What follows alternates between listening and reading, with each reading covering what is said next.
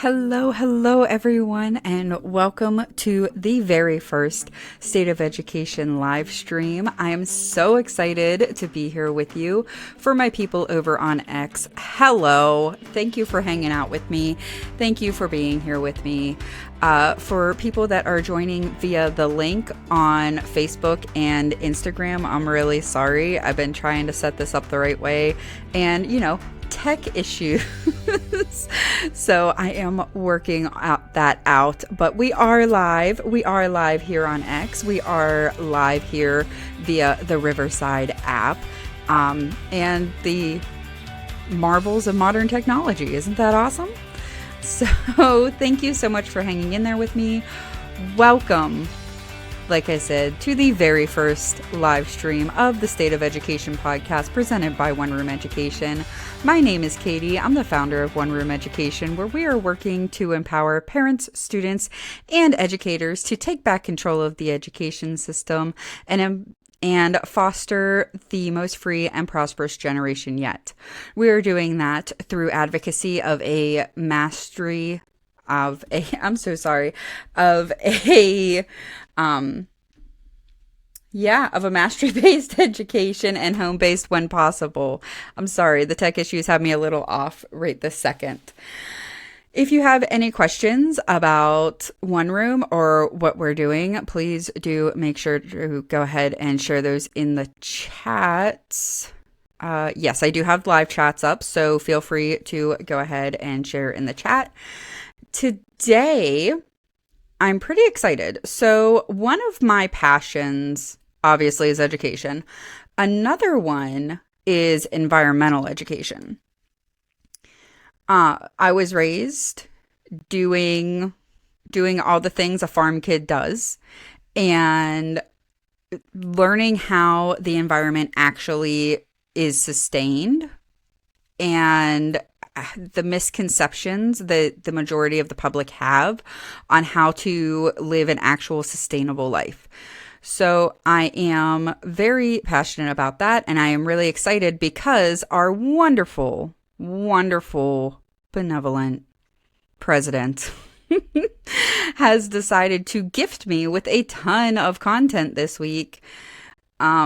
Because him and his administration, which includes the current presidential candidate, Kamala Harris, they have decided that the rural people don't have sustainable lifestyles and that we need sustainable electricity brought to us because, nothing says we appreciate you and respect you like saying that you've made no advances since FDR was president. So if you want my comments on that, I watched it live and tweeted out live as that was going on.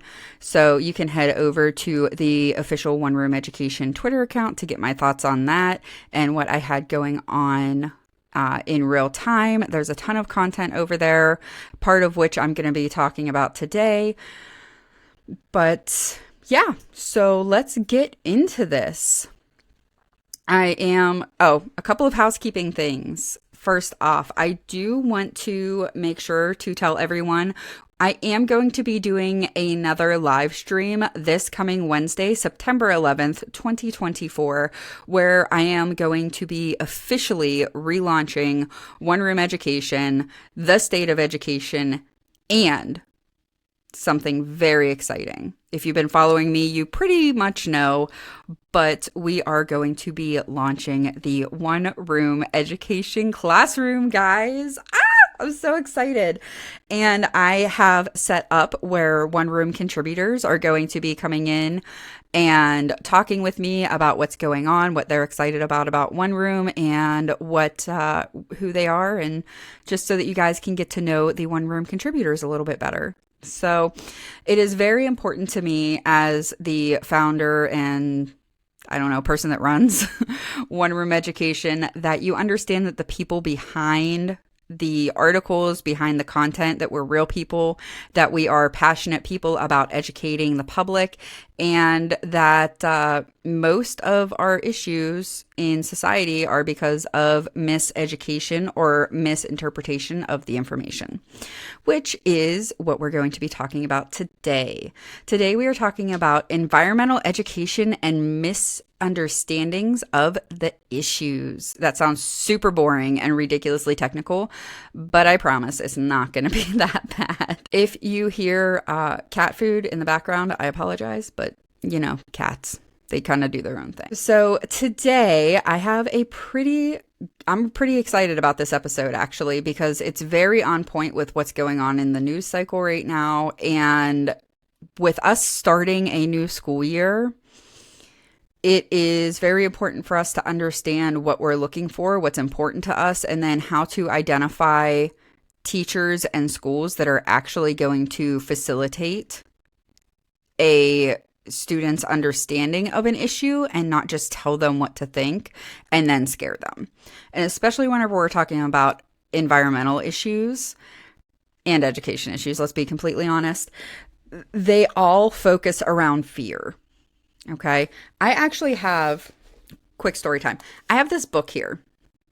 It is The Future We Choose by, who is this by? Christina. Yeah, here, I'll just hold it up. There you go. By these people. I'm really bad with names. So I purchased this book because one of the college students I was tutoring at the time for environmental studies was taking an intro to environmental studies at UC Berkeley. This was a year and a half ago, maybe 2 years ago. So it was relatively recently. And this was their textbook. This was it. So I will start off by saying I don't completely disagree with the premises of this book, that we need to take responsibility for the environment. We need to take responsibility for caring for our environment so that it can care for us. Many of the conclusions I just don't fully agree on, and we'll get into that here in just a little bit as to sort of the whys and all of that stuff. But I do want to read you a passage from this book to give you an idea of what I'm talking about with the fear that educators, we'll go educators, air quotes, educators, politicians, environmentalists, everybody relies on fear, keeping everyone afraid of what's going on to prevent them from being able to think rationally and critically about the situation and being able to apply actual critical thought and evaluative processes to the situation. So, deductive thought. So this is a passage, and I will say that the very next paragraph from what I'm going to read says that they take a different approach in this book, which is true. They don't fearmonger quite as much, but they still do. But this is an example of exactly what I'm talking about when it comes to fear-based education and policy creation, especially when it comes to environmental issues and environmental education. So this is from page 4 of The Future We Choose. So that's this book, which again was a book being used as a textbook at UC Berkeley about 2 years ago. It says, over the past 50 years, we have severely undermined the environmental integrity of our blue marble and threatened our continued life here. Our post-industrial revolution lifestyles have caused massive damage to all our natural systems, mainly because of the unbridled use of fossil fuels and vast deforestation. The concentration of greenhouse gases in the atmosphere today exceed anything we have had since well before the last ice age, resulting in extreme weather events of increasing frequency and intensity all over the world: floods, heat waves, droughts, wildfires, and hurricanes. Half the world's tropical forests have been cleared, and every year about 12 million more hectares are lost. In about 40 years, at the current rate, 1 billion hectares will be gone, a landmass equivalent to Europe. In the last 50 years, the population of mammals, birds, fish, reptiles, and amphibians have, on average, declined by 60%. Some suggest we are already living through the sixth mass extinction. According to the latest research, 12% of all surviving species are currently threatened, and climate breakdown will significantly amplify that threat. Oceans have absorbed more than 90% of the extra heat we have produced over the last 50 years.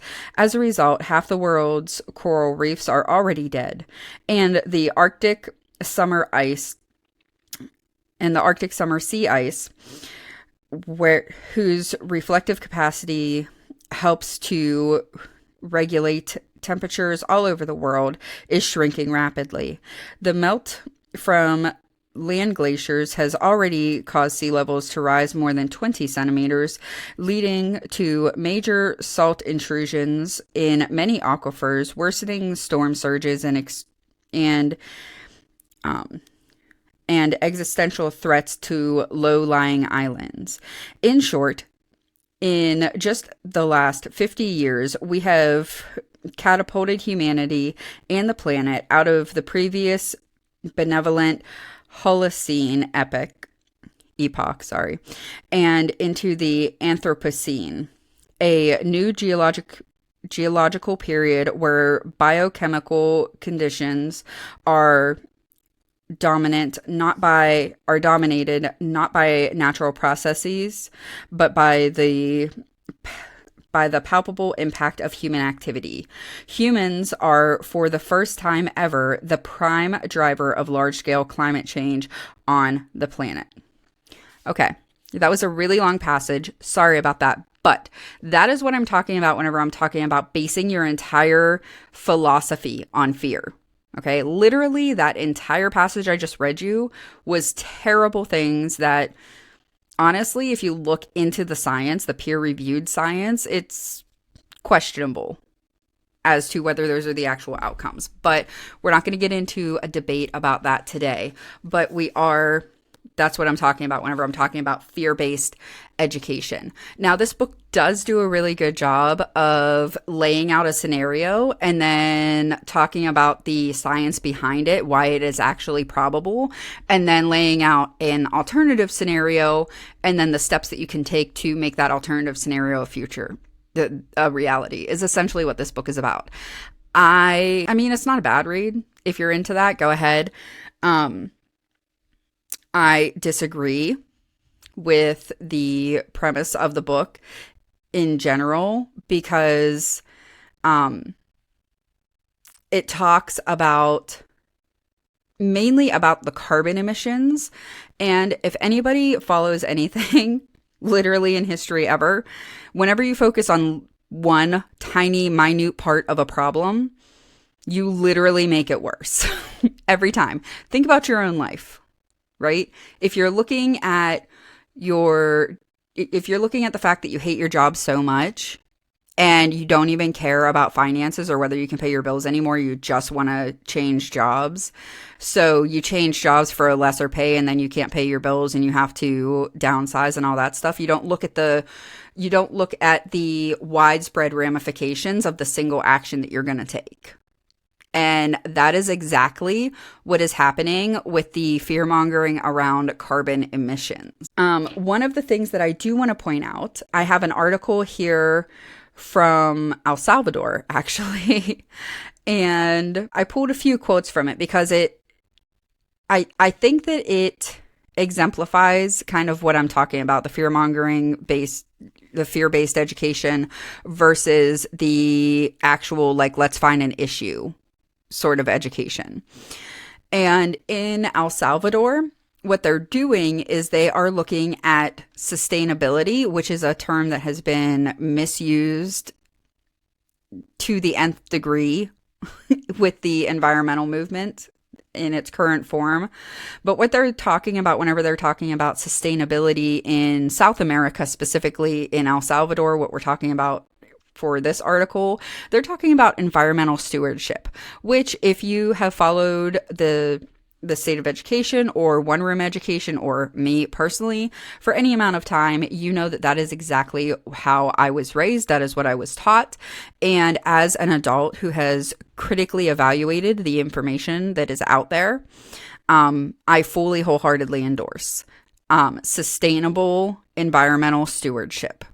Because whenever we do anything else than that, like I said, we're just not able to see the widespread impact that that's going to have. Sort of like the butterfly effect that the one action is going to have on the rest of the world. Okay. Because whenever we're talking about environmental education, we're not just talking about basic, like, let's learn about the frogs and the trees and the whales. That's not necessarily what we're talking about. Those are parts of it. But what we're talking about is the entire planet that sustains us.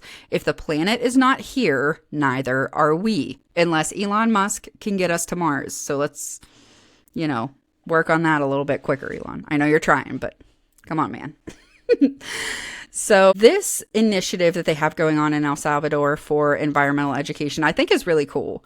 Again, I don't agree with all of it, but I think it's a really great start for them, because especially in the lower income, the less developed countries, pardon me, especially in the less developed countries, they don't really take a stance on environmental protections, because it's all about subsistence, right? Do what you need to do to survive. And really the idea of environmental sustainability and the study of the environment is a luxury, if you think about it, right? So how privileged are we that we get to have our environment be so stable that we can study it? That's pretty cool, right? So let's go ahead and take a look at what they are doing in El Salvador. So I pulled a couple of quotes from the article. It says, according to Fuentes, El Salvador has made notable progress in environmental awareness. El Salvador is doing well, she remarked. There is a lot of environmental education and organizations that support it. People are changing the way they view and interact with the environment, particularly in the use of plastics. That shift will positively impact the future. Now, don't worry, we're going to talk about paper versus plastic, all that stuff, and how it directly relates to the rural electrification initiative that the Biden-Harris administration announced that they're super proud of. Okay? But don't worry, we'll get there. Fuentes' comments reflect a growing national commitment to environmental stewardship and highlight the ongoing efforts to ensure the sustainable future of El Salvador's natural resources. Again, like I said, environmental stewardship and environmental sustainability of natural resources, awesome, super important. Like I said at the top, I was raised on essentially a functioning homestead, and there were various streams that ran through our property, and my parents made it a very big point that my brother and I learn the ins and outs of if we use synthetic fertilizers, for instance, okay? If we're doing subsistence farming on our homestead and we decide to use synthetic fertilizers in our garden as opposed to natural fertilizers, so we're talking like manures and stuff like that, what type of impact is that going to have on the waterway? Okay, we have a small like groundwater kind of stream going through our backyard, and we have runoff that's going to come down whenever it rains. It goes into the creek. Where does the creek go? The creek goes down to the next big creek, and then it goes into the Ohio River. Where does the Ohio River go? To the Mississippi River that goes to the Atlantic Ocean, right? So everything we do on our 3 acres affects literally the whole world. And if we don't take care of it, it cannot take care of us. If our world is not healthy, we will not be healthy. And that is, I think, a great approach to environmental education. It takes the fear out of it. So teach what's going on, what's happening now, but also teach that you're not helpless. in a real, everyday, impactful way. And I'm not talking about like bring reusable bags to the grocery store. I mean, yeah, obviously we do that. We shop at Aldi. Of course we do. But looking at the ramifications of your purchases, how are the products that you're purchasing manufactured? Where are they manufactured? Looking at what happens to your trash. We have a train. I live in Ohio. I live on a mountaintop in Ohio.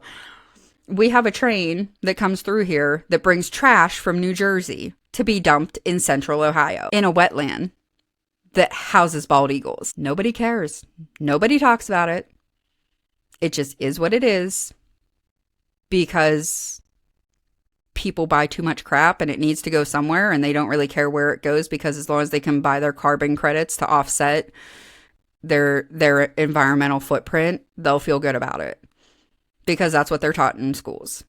Recycle, use reusable bags, and when all else fails, you can buy carbon credits so they plant trees and scrub the atmosphere of carbon.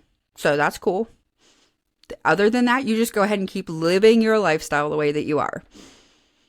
Yep. Sounds super balanced and super sustainable, right?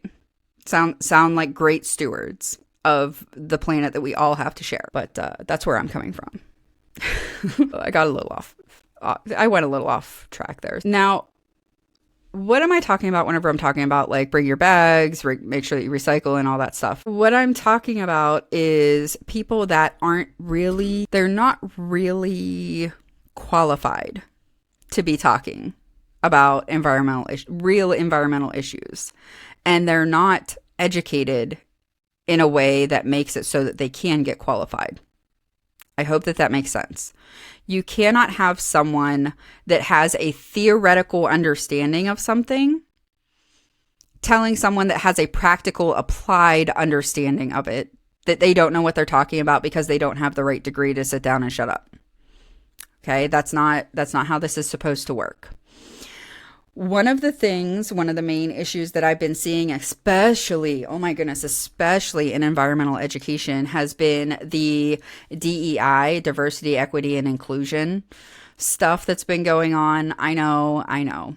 But this is, again, one of those things that it's a good idea. It sounds good in theory, but whenever it's actually applied, it takes away the meritocracy. So the best people don't necessarily always get hired. It says that it's supposed to give everybody an opportunity and an equal starting point. Well, that's not how it's applied. So that's a lot of stuff in environmental education is coming down to diversity, equity, and inclusion. And I will be talking here in just a little bit about all of the issues that's causing. Because it not only affects the environment that we all have to share as a global community, but it also affects everybody on a very personal and intimate level, whether they realize it or not. So we've been talking a little bit about paper versus plastic, all of that type of stuff. One of the things that we have been faced with a lot since the, pandemic of 2020 has been the rapid transition to electronic communication. I understand the irony. I am communicating with you electronically currently. And I am so glad of it. I'm so glad to see your face. Thank you for being here. But I really, really want to touch on this particular issue because it's been being pushed. I've been seeing it a lot in the news again, because again, it is a national election cycle year here in the United States, and literally everything's getting pulled out of the bag to be talked about again. Of course it is. So one of the things I've been seeing a lot in the sustainability community is the discussion of paper or electronic communication, which is actually better for the environment. And then, of course, you have the paper versus plastic argument for like straws and grocery bags and all the stuff. But right now we're going to specifically focus on paper versus electronic communication because this is a major issue. We have a few stories that we're working on for the blog over at one-roomeducation.com that are going to be talking about the electronic communications and the way that they actually interact with your brain in different ways than physical paper does. Physical paper communications and the effects that can have on developing brains. I know that sounds a little technical, a little like, what is she talking about? But trust me, it's one of the very first things I go over in like the first session that I have with my tutoring students. And if I'm teaching in a classroom, the first 2 days of class are spent on note-taking, proper note-taking, the difference between typing or writing on an iPad versus writing on paper, all the things. It actually gets really in-depth. But it's really important that people understand the difference. So we are going to have some blog articles coming out. I might do, if you think that might be an interesting topic specifically for an episode of the State of Education podcast, please let me know. Note-taking and the neuroscience behind it, because I love to do deep dives on stuff like that. So let me know if that's something you would be interested in the comments. I would appreciate that. Oh, also, if there's ever a topic that you want me to cover that has to do with education here on the podcast, please do send me a DM on whatever platform you happen to be watching me on, and I will do my best to facilitate that for you. So I want to talk specifically about a couple of, I want to give you a couple of numbers, and I want to talk about a couple of statistics in regards to paper versus electronic communication. And this particular information I got from a place called Love Paper, which I get. I know, bias study. I get that. But they are the results of a 2021 study. And I did go back and double check all of the numbers for you, and they are correct. Okay.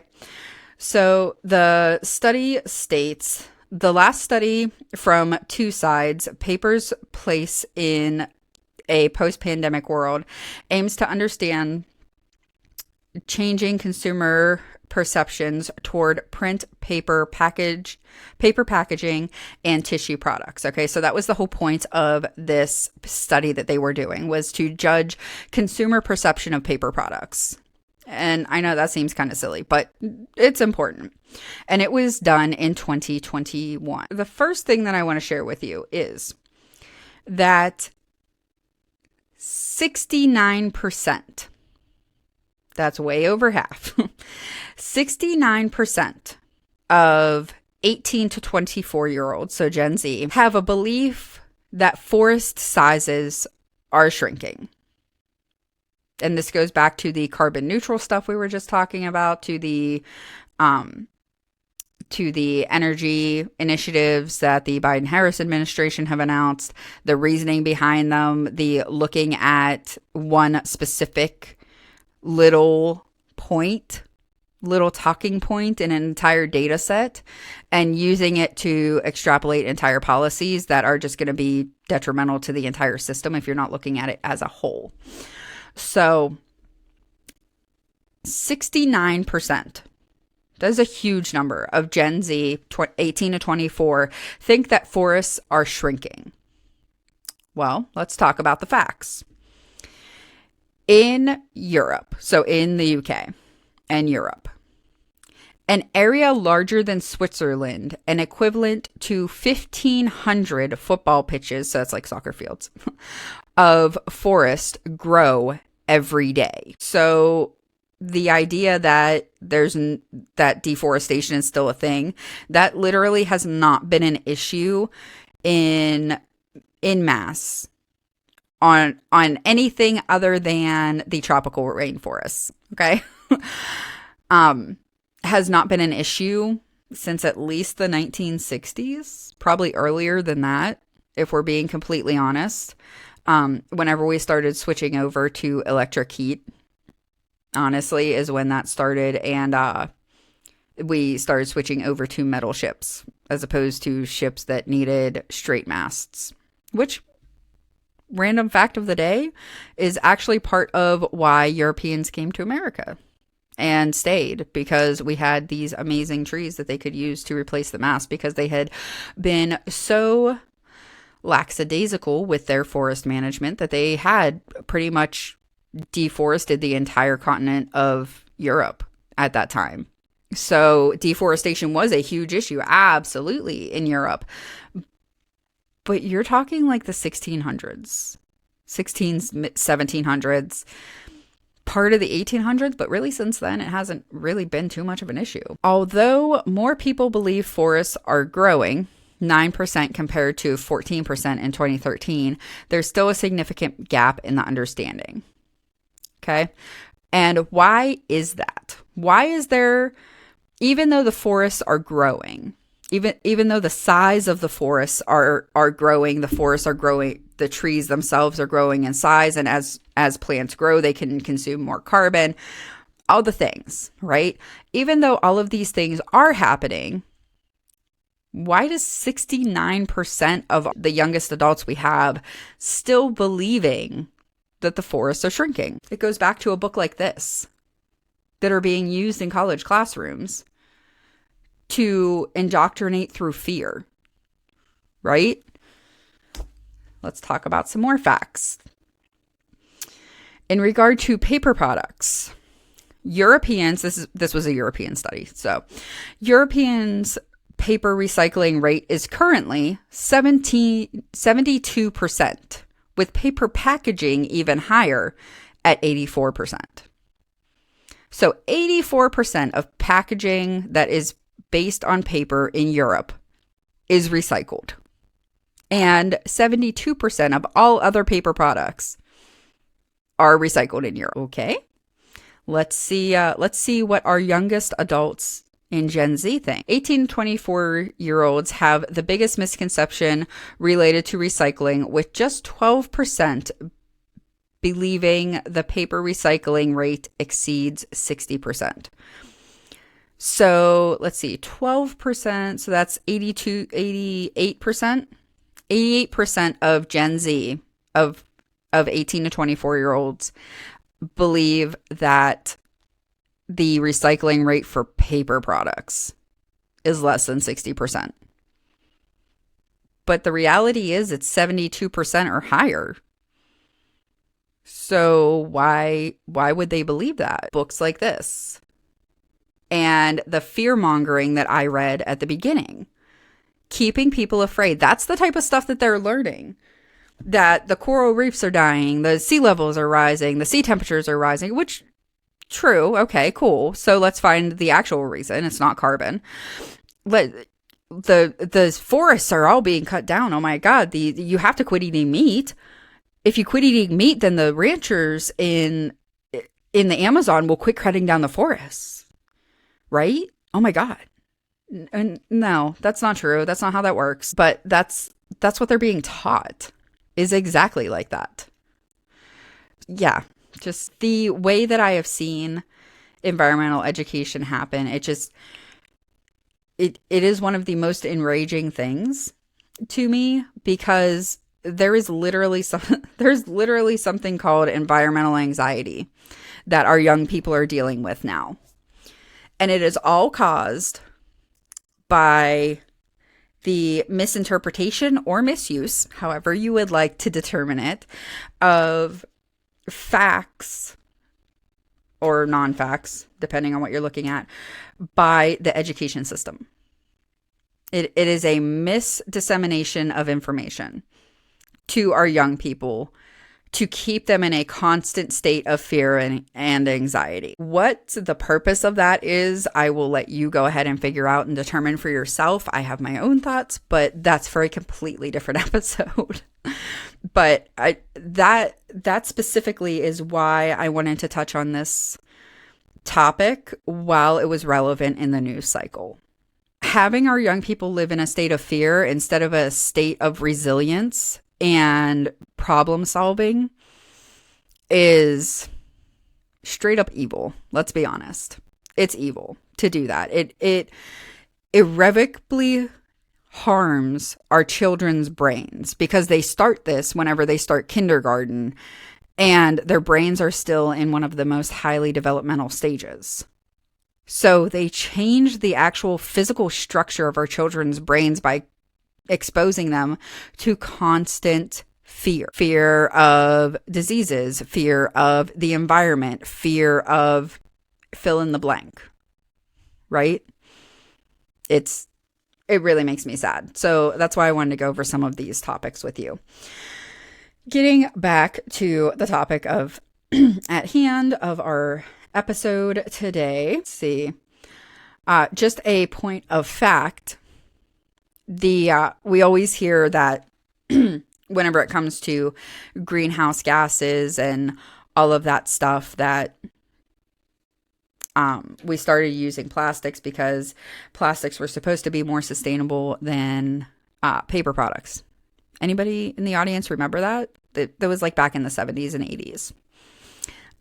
Not true, but that's fine. We're starting to learn that. So cool. Thanks for that, everybody. But let's look at one of the last facts that we're going to talk about here from this research that was done in 2021. Paper and print products are among the lowest greenhouse gas emitters at 0.8%, whereas the ICT industry accounts, that's the like tech, some of the tech part of communication.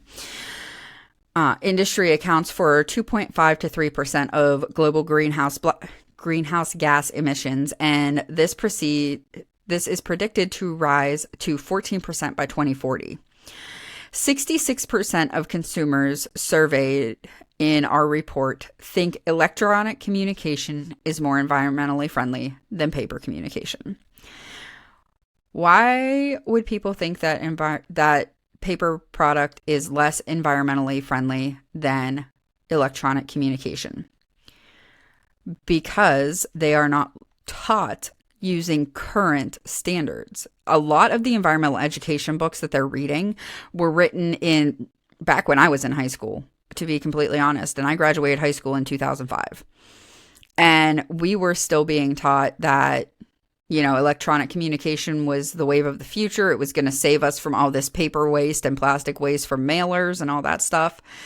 Turns out not completely true, because what isn't taken into account, okay, yeah, you have less physical waste, so that's cool. But if you're specifically looking at greenhouse gas emissions, which is what they kind of flipped the script to in the mid 2000s, was less like physical trash and more the like greenhouse gases and emissions and stuff like that on a mass scale, on a mass education scale. And one of the things that they're talking about here is the actual consumption of electricity that's required for electronic communication. There's a reason that there are rolling blackouts all over the western states in the US because of Silicon Valley and the fact that they can't support the electric grid with that much electric being used. Have you ever had a server in your house and seen what it does to your electric bill and your electric usage? And that's just one. Imagine the Amazon warehouses full of servers and the massive amount of electrical consumption that requires. So if you're looking at it like that, is electronic communication actually more environmental friendly according to the standards and metrics that you're using? Something to critically consider. I did pull an article from 2006 from the New York Times that talks about the harm of the paper industry. And I do want to read you just a couple excerpts from that. They said in this 2006 Times article regarding the transition from printed press to electronic or internet-based publication. We've recognized that these are issues that are important to our readers and increasingly important to our advertisers. So the money from the advertisers, not necessarily the consumers. Okay. Has anyone seen, just point of fact, what's been going on with Elon Musk and X and Rumble and a few other major corporations here in the US signing onto lawsuits against the advertiser conglomerates and their bullying tactics? Do we really think that that's something that's just happened in the past few years? Or do we think that that's, if you actually look at the paper trail, that goes back a really long time? So whenever New York Times actually mentions the push from their advertisers to be quote unquote more environmentally friendly, I think that is extremely telling with a modern lens. So I just wanted to throw that in there. That was a quote from David Refkin, the director of sustainable development for the Time Inc. division of Time Warner, a member of the board of the Heinz Center. We're starting to see a movement where becoming carbon neutral is something many companies are considering. And again, this is from 2006. Remember, I said I graduated in 2005, and they were starting to mainstream the idea of greenhouse gases and carbon emissions, kind of starting to be the issue, as opposed to like, where are you going to put the landfill? So that's an example of that.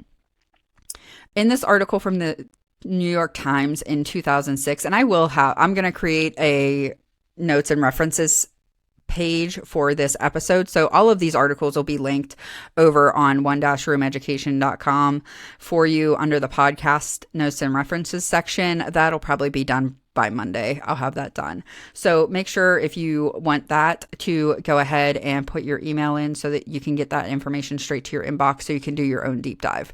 I want everyone to double check my numbers, and feel free to call me out if you think that something I'm saying is just completely wrong.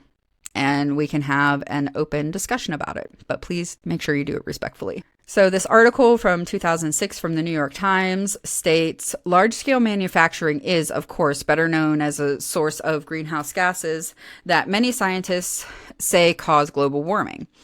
Electric power production represents about 40% of emissions in the United States. And this is as of 2006. And private motor vehicle use accounts for about 20%, said Michael Oppenheimer of Princeton. Still, the paper industry is not without its impact because of its consumption of energy. So because it has lights and uses modern manufacturing technologies. The industry, which includes magazines, newspapers, catalogs, and writing paper, emits the fourth highest level of carbon dioxide among manufacturers, according to a 2002 study by the Energy Information Administration, a division of the Department of Energy. So because of the amount of electricity the paper industry used to produce their product, they were the fourth largest emitter. But if we're talking about the article that I was just referencing, the study I was just referencing from 2001, we were talking about the benefits of paper over electronic communication, and which one is actually more environmentally friendly. Isn't it amazing what can change in like 15 years?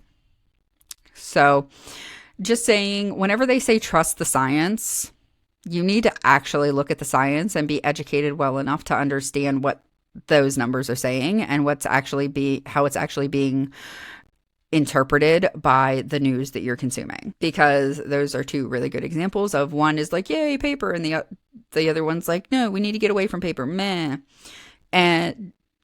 But to get away from paper, you have to actually consume more electricity to house backlogs and articles on the internet. It uses more electricity than they were worried about using to produce the paper products back in 2002 and 2006. Really interesting how the cycle keeps going round and round, isn't it? Speaking of electrical consumption, let's go ahead and talk about the solar panels that the Biden-Harris administration is going to use in rural communities to bring green energy to the poor country bumpkins who can't sustain ourselves. Sorry, that's probably not exactly what they said. Actually, it's not exactly what they said, but it was definitely the connotation of it. And that we in the rural communities have not made any sort of advancements in our lifestyle, and our lives suck since FDR. So, I mean, I'll give them, like, internet kind of sucks sometimes, depending on where you choose to live. But so far as electric, I'm pretty sure we got that down there, buddy. But whatever. Now we're not worried about just getting people lights and refrigeration. No. Now it must be green energy, quote unquote green energy, or quote unquote renewable energy. So specifically what they're talking about, what Biden was talking about the other day, again, if you wanted to see some of my live takes on what was being said, go ahead and head over to the official One Room Education Twitter. That is at oneroom_ed on Twitter, to see what my live kind of thoughts were on that. They are talking about taking farmland, for food and turning it into solar or wind farms, because it's totally, we got this food thing down. Have you heard of Bayer or Monsanto? They've got this whole food thing down. And don't worry about the degradation of our soil integrity, or the fact that worms literally won't go into the fields of most industrial farms anymore because the soil is that dead. Let's not talk about that. Don't worry about that. We'll just keep spraying more chemicals on it. It'll be totally fine. We'll keep using biogenetic engineered seeds that can withstand the dead soil, and we're going to assume that this dead soil is going to grow products that are going to keep you healthy, even though it's coming from something dead. Just a, point of fact. But let's not worry about that. Let's not worry about sustainable agriculture. Let's not worry about any of that stuff. You know what's important? Solar panels and wind farms. But I'm so sorry to inform you guys, not what you think they are. Are they a good solution if you want to just kind of be off grid? Sure, because you're going to maintain them on a small individual level. But let's look a little bit at what this looks like on a large scale. So, like, nationally. Okay? So we're specifically going to be looking at solar versus nuclear in this section of the podcast today. But I am going to be talking about wind farms as well, and wind turbines, because those are just as big of an issue when it comes to the actual environmental impact of them as solar panels. Okay. Fact number 1. This one blew me away, because I was like, I know that it's a big number, but I need to make sure that I have that right. Pardon me. I was like, I need to make sure that I have this right for my One Room Education viewers, for the State of Education podcast listeners. I need to make sure that I have these numbers right. And I double checked them, and I was like, whew, that's worse than I thought. Okay, so let's look at this. Fact number 1. A typical nuclear power plant has a capacity of around 580 to 1,000 megawatts per day. I think it's per day. To produce a single megawatt of electricity. So for the sake of argument, let's say that a nuclear power plant can produce 1,000 megawatts of power in a day. Okay, on average. To produce a single megawatt, so that is 1/1000th of the electrical output capability, it takes approximately 10 acres of solar farm. I mean, holy crap. Did that blow anyone else's mind? Okay. I grew up near a nuclear power plant. Okay. It's probably 10 acres, maybe. And that includes like all of the facilities. The actual like nuclear plant structure is maybe 5 acres. And they're able to produce around 1,000 megawatts of power per day. To produce 1/1000th that amount, they need double the production space. And we're going to talk a little bit about the reliability of that. And yes, I know. Oh, the reliability is just great. No, trust me, it's not. It is not what you think it is, guys. I promise. Like I said, I've been studying this for a really long time, and I know firsthand. So, from experience, not from a book that told me, from experience. And isn't it all about your experience and your truth? Well, this is my truth. This is the truth based on the actual factual-based peer-reviewed evidence. Okay?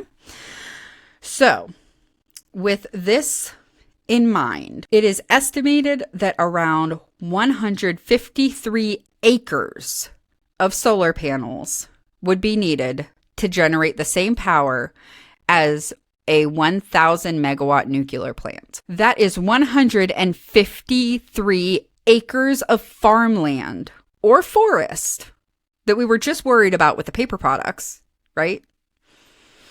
Right?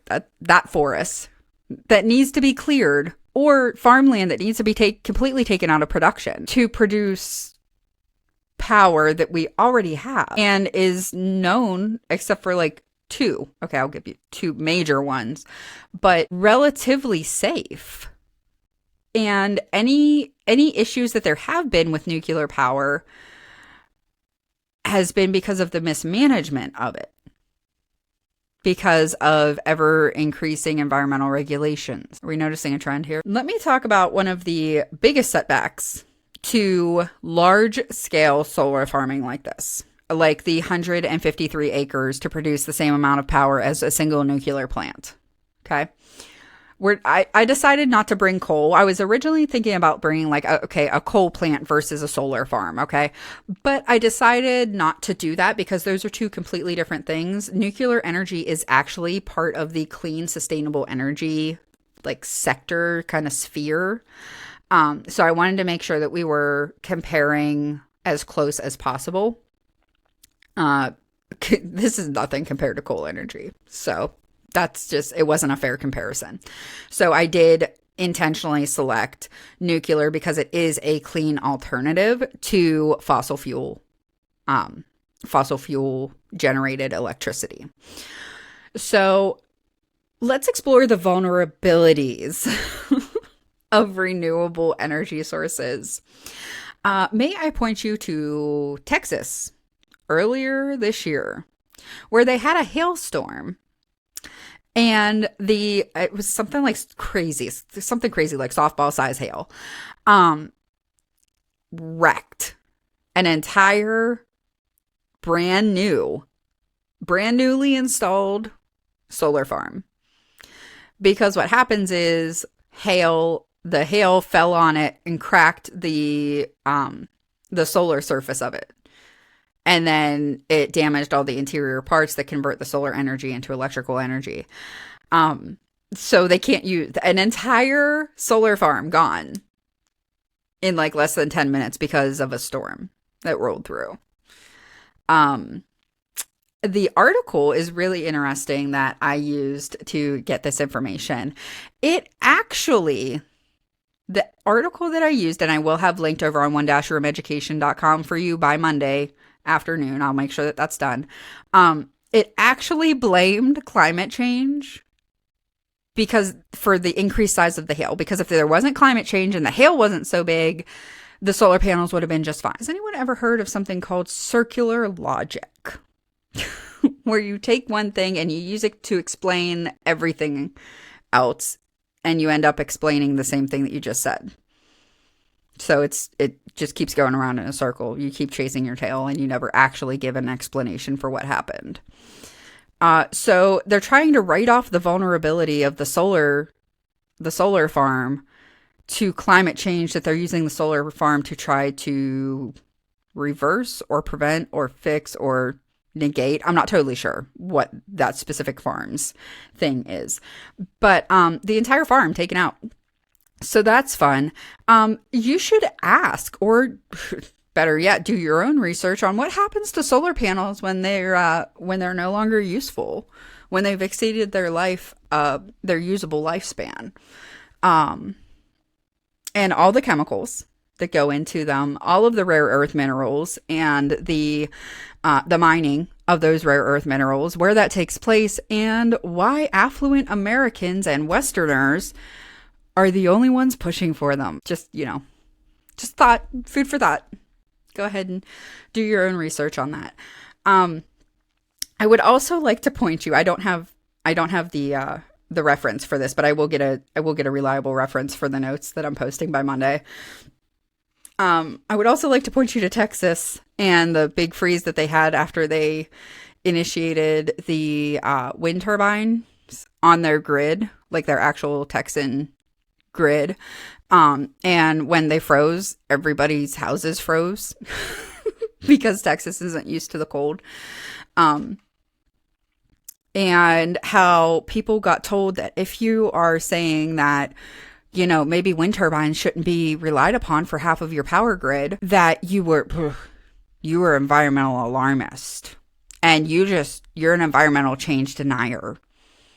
No, we can admit that weird things are going on with the weather and still acknowledge that some forms of renewable energy shouldn't be used in certain areas because of climate. Just a thought. Also, you should ask the people out in the deserts, out in the western U.S., about how those wind farms are working out for their soil integrity and their groundwater supplies due to inconsistent maintenance and oil leakage. Because I don't know if you know this, but the wind turbines require what? Petroleum products to lubricate them so that they work. It's all gaslighting, to be completely honest. That's my opinion. That's my opinion. But I am a woman. So according to the DEI standards, you should take my opinion over a man's. So I do also want to point out, speaking about the DEI stuff, that if we are looking at the environment through a lens of entitlement and through a lens of critical theories, then, like I said earlier, we're removing the meritocracy and the people that we're putting in charge, that we, the public, are told to trust with our environment, with our future, with our health. That's not great. That's not a great situation that we're putting ourselves into, or that we're allowing ourselves to be led into. So make sure that you do your own research on this stuff. And don't just be excited that, oh my God, somebody's a woman, or oh my God, they have this color skin. Oh, they must be amazing. Great. They're amazing. No, that's not always true. You have to know what you're talking about. You have to be coming at it from a critical perspective. But yeah, okay. So let's get into this. Let's get into why I keep bringing up the DEI stuff. Okay. So there is a group. Whenever you're talking about any sort of environmental education, of course, there's a group behind it, right? There's groups for every type of education. Whenever you're talking about environmental education specifically, you're typically looking at documentation. So curriculum documentation and structure, studies and all of that stuff is typically, if you look at the publisher of that information, it will be the NEEF. I say NEEF. That is the National Environmental Education Foundation. They are based out of Washington, D.C., of course.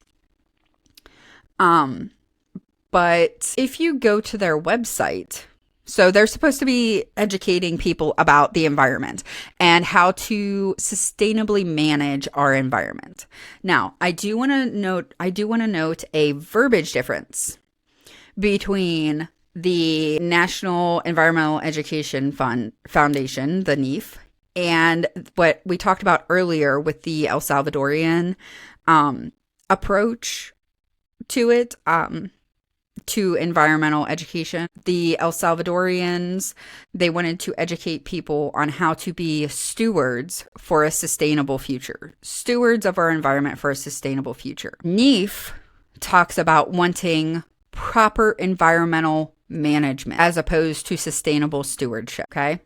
That is a very, very distinct and important difference of worldview as to how these two organizations approach the education of their young people and older people, but mostly young people, on environmental issues and how to fix them for longevity. Okay. So one of the things that I noticed on the main page of the NEF website was less than a full scroll down. It had their DE and I page. I was like, oh, that's never a great sign, right? Whenever a group that is supposed to be educating people puts front and center the fact that they prioritize skin tone, gender, preference of people that you sleep with, that type of stuff, typically means that they're not going to be prioritizing the stuff that I think needs to be prioritized in education, you know, like critical thinking, analysis of data, unbiased, or at least as little bias as possible put into your research parameters, that type of stuff. Silly me. I know. That's a silly concept. But so I wanted to really point out that most of the major education groups in the United States, including probably your local school district, if you really look at their environmental education standards, were probably directed by this NEF group. And the materials that they're using are probably NEF certified or National Environmental Education Foundation certified. Right? It sounds amazing. Oh, great. There's this national foundation. They're certifying this curriculum. It must be great. But what is that foundation's values? Well, let's look into their DEI page a little bit, shall we? Diversity, equity, and inclusion, DE&I, is at the core of our mission and how we approach our work. It takes all of us.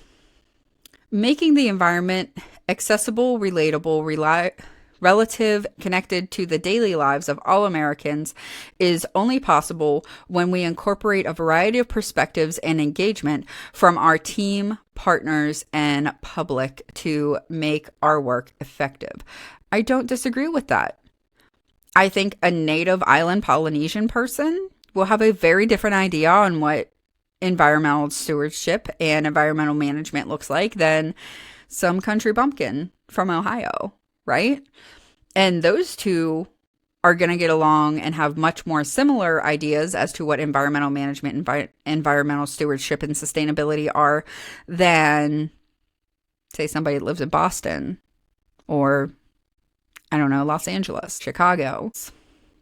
Okay, so here's this is one of my main questions, okay? This is, again, front and center on their blog section of the DE&I values in our work, okay? Showing pride in our national parks. And they don't mean pride that we have beautiful national parks or natural resources. They literally have somebody sitting there with the hat of the organization wrapped in a pride flag. Why is that included in environmental education? It shouldn't be. It has nothing to who you choose to sleep with. Literally has nothing to do with your personal impact on the environment. It doesn't. So why are we connecting these things? It's absolutely unnecessary and unethical, in my opinion, because it is connecting things for kids that are not they're not needed to be connected for educational purposes. If you later on happen to be LGBT, whatever the rest of the acronym is now, later on in life, and you want to be a good steward of the environment, those two things have nothing to do with each other, though. They just happen to be two parts of who you are. But they shouldn't be intertwined like this. Because what this does is it ends up doing stuff like this book, which, as well-intentioned as I think it actually was, it does talk about the disenfranchisement of minority communities. And they're not just talking about Black, Hispanic, whatever communities in the US. They're talking about they're also talking about gender ideology minorities. So I did want to bring that to your attention to let you know that the people at the top of this educational pyramid that all the information disseminates from into your schools, that leads to all of the environmental anxiety that's being diagnosed, all of the environmental doomism. Is that a word? We'll call it that. The idea that humans are the problem and we must not ever have children again. We must push our children to do horrible things to themselves and others for what? For the sake of the environment. Why? Because they're being miseducated about what the environmental sustainability actually is in reality, what it actually looks like, what we actually need from them to have a sustainable future for them and hopefully their children. Okay. You have to look at the values of the groups at the top of the educational pyramid that are putting out all of the material that gets put down to every single individual school district. Please, if you take nothing else from this episode of the State of Education, please take that you must do research into the top of the information pyramid for the information that your children are being given in your school district. I personally think that schools, by their general design, have a lack of time and resources to actually put towards true education and true understanding, fostering of true understanding of the material. And whenever you put stuff like the DEI stuff and all of that stuff within it, it just takes more time away from actually understanding the world that you live in, the physical world that you live in, the physical reality that you live in, and actually contributes to all of the things that you say that you're trying to fight against with programs like diversity, equity, and inclusion, because DEI, diversity, equity, inclusion, now has a bad name. So we're going to put an ampersand in there and hope people don't notice. So what do I really want you to take away from today's episode? I want you to take away the fact that even though something might sound like a really good idea, like bringing green energy or renewable energy or sustainable energy to rural communities, it's really not. Most rural communities, I know in the area that I live in, there have been initiatives for the past 2 years minimum to prevent solar farms and wind farms from moving into our area, because all of us have wells. And if something, God forbid, like a hailstorm or a tornado or even just a tree falling down that hasn't been properly managed on the edge of a solar farm falls onto one of these solar panels and it rains, guess what? All of those toxins, all of those harmful forever chemicals that are put into these sustainable energy providers or platforms, all of those then get washed into our water supply.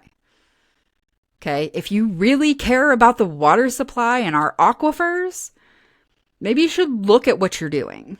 Maybe you should look at your massive amounts of human waste and how they're actually treated. Fun fact, over the past couple years when I've been a little bit slow on Wonder Room education, My husband was working shifts at a waste management plant. Not like waste management, but like a sewage management facility for a local municipality. And we got pretty intimate with the EPA regulations and how fly by night they are. People think, oh, okay, I flush, I shower, whatever. It goes to the treatment facility, it gets treated, and then anything that comes out of there is safe. Nope, that's not true. The amount of chemicals that they use that are actually proven to be harmful to the human organism that we are, is impressive. Not to mention, if we're talking about like where we don't want to use hydroelectric, because what about the tiny little fish that it'll kill and the sediment pollution that it'll create? Do you want to look at what all of the birth control medication and antidepressants that people are taking and flushing down with their bodily excrements that don't actually can't be filtered out of the water, what that's doing to the fish and wildlife population? But let's not talk about that, because we live in Ohio, we live in West Virginia, we live in Kentucky, and we're all just backwards bumpkins that don't understand the true environmental impact of what we're doing. Right? So that pretty much wraps up today's episode of the State of Education podcast presented by One Room Education. I hope that you enjoyed it. Let me know what you think about this live streaming format. I thought it was pretty fun. It's one of those things I think I'll probably just get better as we move forward. If you are listening to the replay, please let me know what you think. Make me sure that you leave a comment, send me a DM. Let me know how much you love me or hate me. Either way, it's engagement and I appreciate it. So with that, I am going to wrap this up, and I hope that you all have a wonderful day. Thank you so much for joining me here in the unofficial One Room Education classroom. And I do want to let you know that we are available on Instagram and X at oneroom_ed, and over on Facebook at One Room Education, all one word. Make sure to follow us on all the different platforms, because I like to post different things on different platforms to see how you guys are feeling that day. Also, please do head over to one-roomeducation.com. That's the word one, one-roomeducation.com for today through Wednesday. Wednesday's going to be the last day that you can sign up for One Room content straight to your inbox, free of charge. Starting on Wednesday, we're going to have a huge live stream and announcements and interviews and all kinds of things.